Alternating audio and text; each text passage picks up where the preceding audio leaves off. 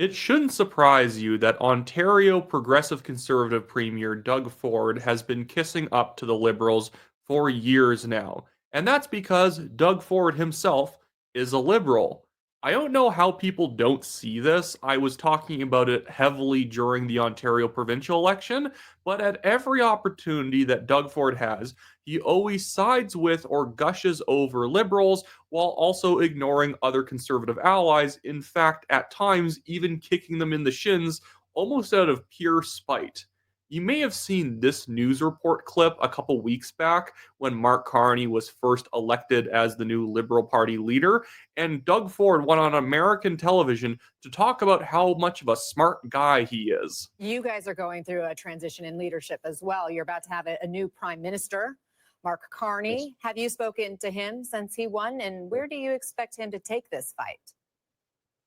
Well, I spoke to him yesterday. He's a very bright individual. He understands finances like no other person. And we need to sit down, which we will tomorrow. We're going to have breakfast tomorrow morning, and we'll have a strong strategy. Has Doug Ford ever said anything nice about a conservative, like an actual conservative in Canada?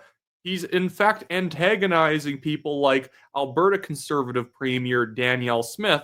And when given the opportunity by a reporter in the Ontario legislature to say whether or not he likes Pierre Poilievre or Mark Carney more, he basically just punts without even saying a nice thing about Poilievre.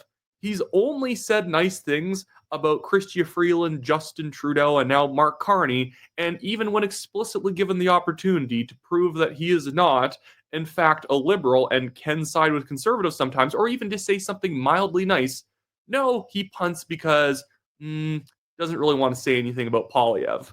Do you think you have a better relationship with Mark Carney or Pierre Poilievre? I don't know either one of them, to be very frank. Who would you like to get to know better? Either one. I'll work with anyone. I don't know either one. It's such a stupid answer because everybody knows who he likes better. Because given an opportunity to say something nice about a liberal, he takes it, and he has dodged for years saying anything about conservatives. He effectively didn't ever do any campaigning or even say something nice about Andrew Scheer when he was leader. He also avoided Aaron O'Toole, but it wasn't for principled reasons that O'Toole was too much of a liberal for Doug Ford. In fact, for Doug Ford, O'Toole was probably still not liberal enough. And then he goes on posting long soliloquies about how much he is confident in Mark Carney. He says in this post, "This morning, I met with Mark Carney, Canada's incoming Prime Minister, for a positive and productive discussion. We agree on the need to stand firm and strong in the face of President Trump's threats and blah, blah, blah, blah, blah." And you could say all this is a generic. Of course he's going to say that. He's the Ontario Premier and Mark Carney is the Prime Minister.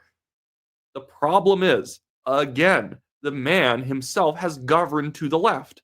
He runs bigger deficits and has accumulated more debt in his short period of time than Kathleen Wynne did when she was the premier, even when you remove COVID spending from the formula. It's absolutely wild. Now I want to highlight this statement made by my friend and the MLA for Chestermere Strathmore, Chantal DeYoung, noting that Doug Ford has been basically playing fast and loose with Alberta's oil and gas resources, basically pretending like he has the power to turn off the taps to the U.S. to fight his overly aggressive war on trade with the United States that he just doesn't have the capacity to win because he's been so bad for the Ontario economy. And now he thinks he can borrow into the Alberta economy to fight the battles that he is helping perpetuate. Hey, honourable member for Chestermere Strathmore. Mr. Speaker, since its inception, Alberta has always had to defend itself against outside forces. From before provincehood, people have looked greedily upon the resources and wealth of our province and wanted to take it for themselves. Clifford Sifton, Minister of the Interior when Alberta became a province, said, "We desire, and all Canadian patriots desire, that the great trade of the prairies shall go to enrich our people to the east, to build up our factories and our places of work, and in every legitimate way to our prosperity. If Ottawa had its way, we would exist only to enrich the East, with our wealth forever redirected without fair compensation or respect for our autonomy. We owe much to Frederick Haultain, who fought tirelessly for our sovereignty. Even if this meant challenging the political currents of the time, Haultain was our defiant champion. Time and time again, Albertans have faced attempts by Eastern elites to leverage our resources for their own gain, peaking with the National Energy Program in the 80s, devastating lives and livelihoods in the name of making Alberta do its part for Team Canada. So when the Premier of Ontario tells us to implement export taxes on our oil as a trump card in the trade war with the US, something he won't do for automobiles, it comes as no surprise to us. Mr. Speaker, Albertans will make these decisions about our own resources, not a politician in the East. Great statement there. I don't need to play any more of it because I believe it cuts over to another minister answering a question as like, an add-on to what Chantal says, because obviously people in the same parties will sometimes still ask a question to a minister to get more information on it to the public. But yeah, Doug Ford around every corner has acted like a liberal elite in the East. The man has never done anything that makes me think, oh, look at him thumbing his nose at the federal liberals. He goes in with the federal liberals on every single green boondoggle he can find. And guess what he just did? He added his new swearing in for his new government that he effectively fraudulently got from calling a snap election while nobody was prepared and not having an election actually based on his merits. He specifically invited along disgraced former finance minister Chrystia Freeland, who I guess is the Minister of Transportation now. And it's funny how her and Ford keep saying gushingly nice things about each other. Literally, she calls Ford her therapist. He calls her one of the most competent people, or one of the most competent ministers he's ever met. And here's her at the swearing in talking about the great relationship that they have. It's important to see a strong partnership between the federal government and Ontario. And, specifically, I had a great cup of coffee with the Premier yesterday. He struggled a little bit working his coffee machine. We met in his house, but he got it working. I'm excited to be the Minister for Interprovincial Trade, and that's something Premier Ford and I discussed yesterday. Sometimes there's a thing everyone knows is a good idea and do it, and I'm excited that this is that moment for Canada and interprovincial trade.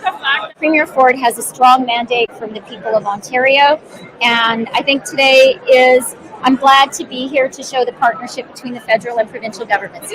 Why is she so bright and sunny if he's not a liberal? You think that she would be like, yes, I'm here to work with him. I think he's been, maybe doing a decent job on this stuff, and we had good discussions. It's like this very smiley, full teeth smile that we have a great relationship. Oh, I was over at his house and he was struggling to make coffee. Such a wacky relationship that we have. And it sounds like they are flat out just knowing that the provincial progressive conservatives are effectively the liberals on the provincial level. Crombie may be a liberal, but what's really the difference between Bonnie Crombie and Doug Ford? Even if you throw in the NDP's merit styles, I couldn't tell you that much significantly different between the two of them or the three of them when it comes to policy. And again, you could say maybe that's all boilerplate stuff. Maybe Chrystia Freeland always talks like this about different politicians. No, but does she usually take selfies with them like this? Is she usually this wanting to be associated with Doug Ford? And if Doug Ford is a real conservative, even if, let's say, he's personal friends with Freeland, they used to be on a bowling team together. I don't know. They're like blood brothers and sisters because they fought in some war we didn't know about together. You should know that a lot of Canadians, especially conservatives, don't like Freeland, and not for frivolous reasons. For the reasons of absolutely demolishing Canada's economy as finance minister. Technically, that's mostly Mark Carney's fault as the financial advisor over the past 5 years, but still, she froze people's bank accounts. She was in favor of mandates and lockdowns, but wait, Ford was in favor of all that stuff too. In fact, he backed the bank account freezes during the Freedom Convoy, and then even revoked, I believe it was like 100 or maybe at least a few dozen trucking licenses because they had even tangentially participated in the Freedom Convoy because, in fact, Doug Ford is a left-wing progressive authoritarian when it comes to his governing style. He's never lowered taxes, even in the provincial election. He's so pathetic that his big coup was that I've never raised taxes since I got in. in which he actually did raise taxes. He implemented his own industrial carbon tax on top of the consumer and federal industrial carbon taxes. So that's a lie. But even then, even if it wasn't, okay, he's never raised income taxes and corporate taxes. Yeah, because I'm not sure if you've ever seen Ontario's tax system. You can't raise it anymore. If they raise taxes in Ontario, the income taxes by even 0.5%, you would see a mass exodus to other provinces or down to the United States. They are at the ceiling. So Doug Ford proudly puffing out his chest and saying, I've never raised taxes, is the dumbest thing I've ever heard in my life. That's any leftist could say that. Because once they pump up taxes enough, they can't do it anymore. Even David Eby hasn't raised taxes, technically, because they're already at the maximum in British Columbia. But again, this is why I was telling people in the provincial election, and a lot of people didn't believe me because they're like, if we don't vote for the Doug Ford PCs, then the Liberals or the NDP are going to get in. Who cares? These guys are liberals. They just have a slightly different style than the liberals, but their general policy guide, like the general guidelines they base their policy on, is the exact same. They spend like drunken sailors too. They're in favor of DEI. In fact, they even voted in favor, the PC party under Doug Ford, they voted in favor of an NDP bill to insert anti-racism BLM style DEI training in classrooms. Utter garbage, nonsense. And I'm supposed to be like, well, if it was Crombie in charge, it would have been worse somehow. How would it have been worse? I'm pretty sure the state of play is worse now when the PC party has been corrupted to get something that is, in theory, maybe like 2% better than the Liberals, if at all. I don't think corrupting the main vehicle of conservatism in Ontario was a good idea to get this silly child in as the premier. And this is why I tell people, you got to check out the New Blue Party of Ontario if you live in Ontario. They're great. They're actual conservatives. They're not like purists where, oh, well, I don't like the Ford PCs because they haven't done everything I've wanted.